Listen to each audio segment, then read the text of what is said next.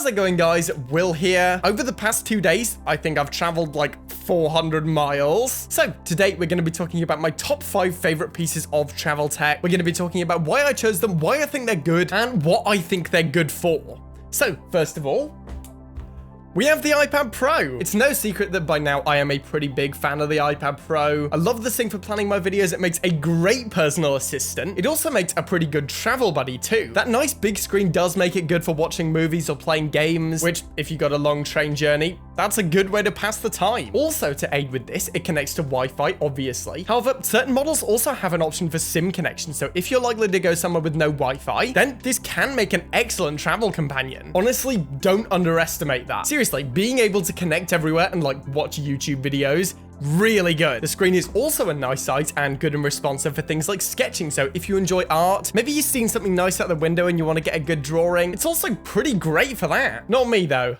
I kind of suck at drawing. If you are also fortunate enough to travel alone, maybe you've upgraded to a nice first class cabin, or maybe more realistically, you've stopped off at a travel lodge. This thing also has some pretty decent speakers, so if you want to watch a film or listen to some music, then it is absolutely doable with the built-in speakers of this iPad. Effectively meaning that if you're not a headphone person, you don't necessarily have to bring a speaker. Another thing that I personally like about it is that it's not too heavy. Previously, that's too far away. This is a manual focus lens that I'm trying out for this video, and I really don't want to move out the focus point because I'll never find it again. Before I got the iPad Pro, I did used to take my MacBook, and while it was pretty portable, it was still significantly more heavy than the iPad, so the fact that I've been able to downsize it, always nice. Speaking of the MacBook, the iPad actually makes a pretty decent productivity machine. If you take this keyboard and like a magic mouse, you can turn this thing into a really cool work machine. In fact, when I was on my train journey, I actually did use this thing to script out some videos. Gotta say, paired with a good writing app like Ulysses, I think it's Ulysses the one I use. Oh yes,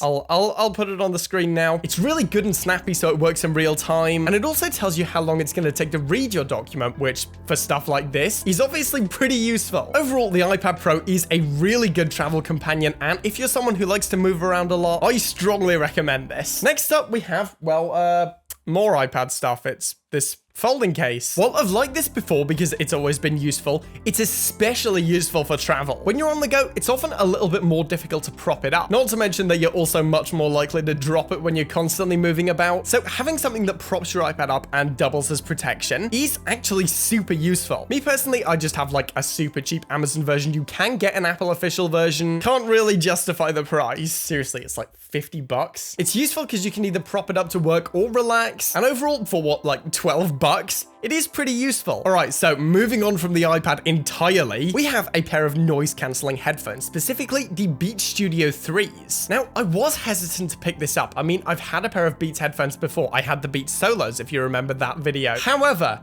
these are entirely different. Honestly, the Beats Studio 3s are probably my favorite pair of headphones I've ever owned. The noise cancelling on these things, I think it's called pure active noise cancelling. Whatever the technology they've dubbed it is, it's amazing. I actually had a connection in Birmingham New Street train station. I had the headphones on, I was listening to some Young Lean, and I could barely hear the trains whatsoever. Kinda crazy. The sound of these things is also pretty amazing. Beats headphones unfortunately have a reputation for being very bass heavy to the point where it's muddy. However, I found that the Beats Studios are much clearer than the Solos that I used to have. In fact, I could probably use these to edit a video. They still do have that super powerful bass, which is good, but it's not too muddy, and the sound overall does feel a lot more balanced. I also found that these headphones are a lot clearer, which I personally really like. And overall, the sound from these things is actually pretty amazing. They're also nice and loud, which is of course appreciated. Another thing that I find really good about the Beats Studio 3s is that charge time. I'm personally someone who constantly forgets to plug in my headphones, so the fact that I can just plug them in and I get a nice chunk of charge is something that I really like in a pair of headphones. What's more, I also found these headphones last super well. I'm gonna be honest, I don't know the exact specs. However, on my 3-hour train journey, I was using these things the whole way. I started the journey at 14%.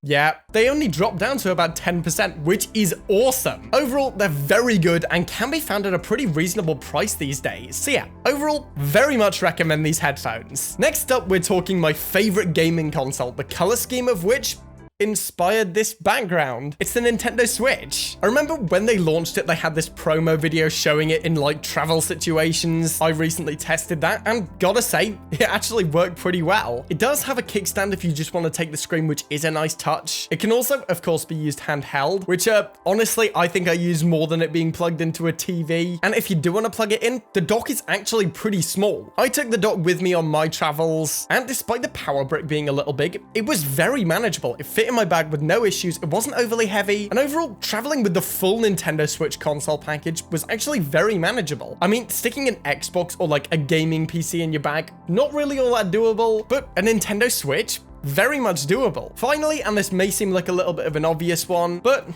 we're talking power cables. Specifically, these power cables. See, obviously you need a power cable. I always recommend bringing multiple whenever you go traveling. And elaborating on what I said before, I strongly recommend traveling with the flat ones. These are going to take up a lot less space in your bag. They're usually universal, so they'll have this USB port. Obviously, check all your amp rates and things like that. But for the most part, you can get away with just the one. So yeah, I strongly recommend making sure you bring enough power. All right, guys, so that was it for today.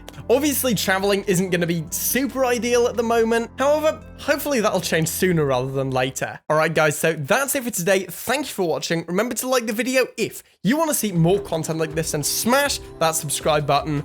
I'm done for now, and I will see you guys in the next one.